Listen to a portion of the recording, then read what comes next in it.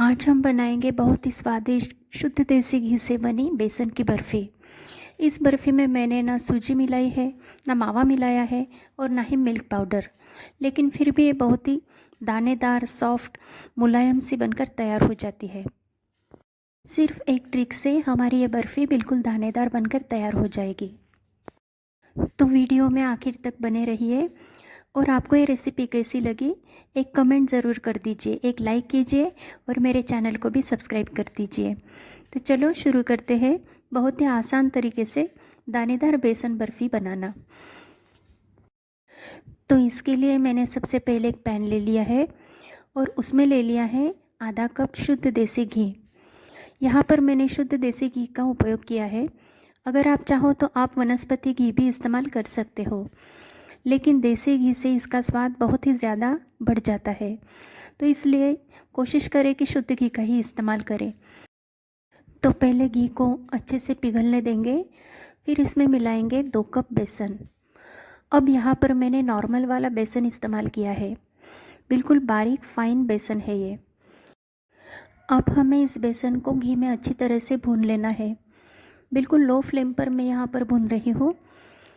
ये बेसन भुनने में 15 से 20 मिनट लग जाते हैं, लेकिन लो फ्लेम पर भुनने से ये होता है कि हमारा बेसन जो है वो अच्छी तरह से भुन जाएगा और इसका जो स्वाद है ना बेसन की बर्फ़ी का, वो ज़्यादा उभर कर आएगा। तो भूनते वक्त कोई जल्दबाजी ना करें, बिल्कुल लो फ्लेम पर आराम से इसे अच्छी तरह से भून लीजिए।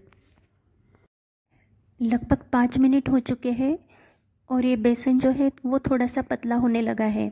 हम जैसे जैसे इसे भूनते जाएंगे वैसे वैसे इसमें जो घी है वो रिलीज़ होता जाएगा और जैसे जैसे हमारा बेसन भुनता जाएगा ये थोड़ा सा पतला पतला सा होता जाएगा और साथ ही में हल्का और फ्लफ़ी भी होता जाएगा। तो बस हमें इसे लगातार चलाते हुए भूनते रहना है, इसे बीच में छोड़ना नहीं है, नहीं तो ये तले से लगकर जल सकता है। हम जितना अच्छी तरह से इसे भुनेंगे हमारी बर्फ़ी का टेस्ट उतना ही ज़्यादा अच्छा आएगा और हमारी बर्फ़ी स्वादिष्ट बनेगी। तो यहाँ पर आप देख सकते हो कि हमारा बेसन जो है वो काफ़ी पतला सा हो गया है और इसका कलर भी चेंज हो गया है, लेकिन हम इसे थोड़ी देर और भून लेंगे। जैसे जैसे भूनते जाएगा वैसे वैसे ये हल्का हल्का सा होता जाएगा और इसका कलर भी बदलने लगेगा। यहाँ पर आप देख सकते हो कि ये तले में ऐसी जो जाली पड़ रही है ना, तो इसका मतलब है कि हमारा बेसन अच्छी तरह से भुन चुका है। तो अब मैंने जो बताया था वो ट्रिक यहाँ पर हम इस्तेमाल करेंगे। हम इसमें ऐड करेंगे दूध।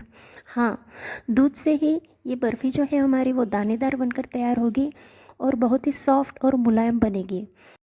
यहाँ पर मैंने 1/4 कप दूध ले लिया है और इसे थोड़ा थोड़ा ऐड करते हुए बेसन में हम इसे मिक्स कर लेंगे। दूध को मिक्स करते ही आप देख सकते हो कि इसका टेक्सचर जो है वो बिल्कुल बदल जाएगा और ये दानेदार बन जाएगा। अब इसमें दूध ऐड करने से एक तो इसका टेक्सचर बदल जाएगा, ये दानेदार हो जाएगा, साथ ही में हमारी बेसन की बर्फ़ी का जो स्वाद है ना वो ज़्यादा बढ़ जाएगा। अब हम बनाएंगे चाशनी। तो इसके लिए मैंने दूसरा एक पैन ले लिया है और इसमें ले लिया है 1 कप चीनी और आधा कप पानी। हमने 2 कप बेसन का इस्तेमाल किया है, तो उससे आधा हमें लेनी है चीनी और चीनी से आधा हमें लेना है पानी। तो अब जब तक चीनी पानी में अच्छी तरह से घुल जाएगी तब तक हम इसे अच्छी तरह से मिलाते हुए चलाते रहेंगे और इसकी एक तार की चाशनी हमें बनानी है।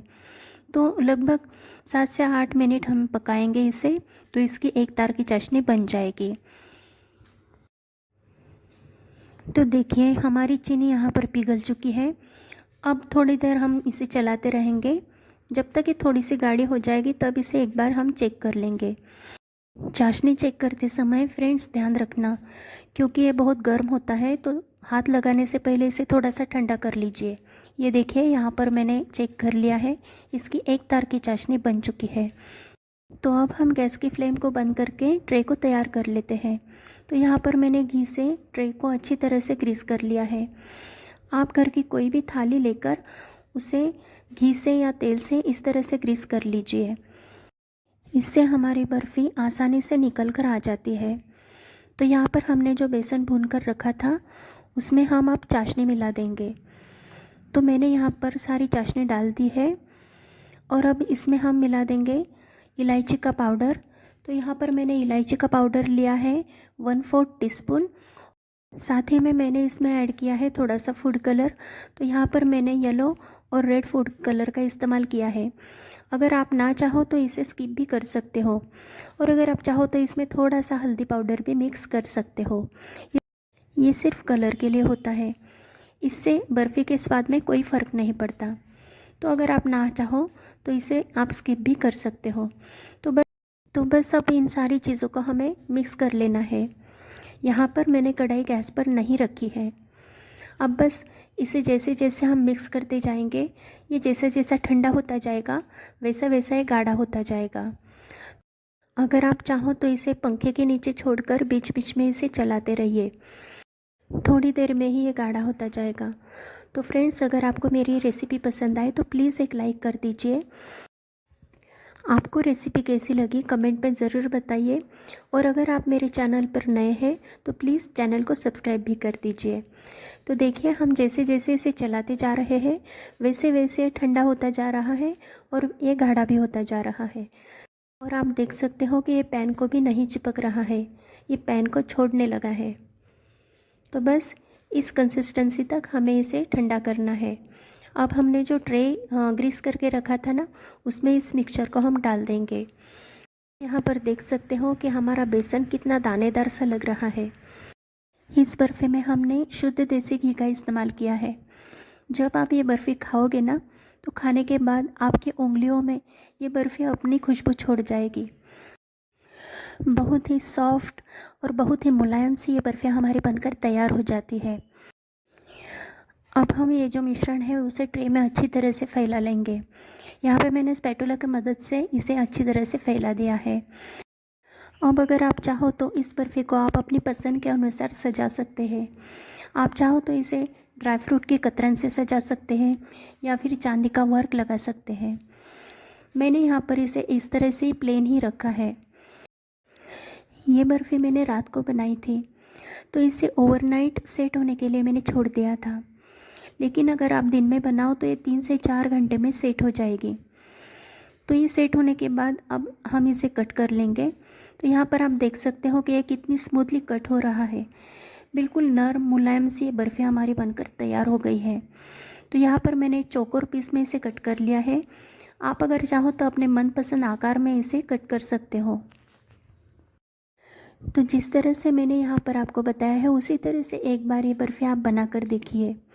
पहली बार में ही आप इसे बहुत ही अच्छी तरह से बना लोगे। खाने में ये इतनी स्वादिष्ट होगी कि एक बार आप इसे घर पर बनाओगे तो बाज़ार से कभी नहीं खरीदोगे। तो एक बार ज़रूर बना कर देखिए, और आपकी बर्फ़ी कैसी बनी कमेंट में ज़रूर बताइए। दोस्तों, घर पर बर्फ़ी बनाना बिल्कुल आसान है, बस एक बार ट्राई करके देखिए। इस तरह से आप बनाओगे तो यकीन है मुझे कि आपकी बर्फ़ी बिल्कुल परफेक्ट बनकर तैयार होगी। यहाँ पर मैं आपको तोड़कर दिखाती हूँ कि ये कितनी सॉफ्ट मुलायम बनी है।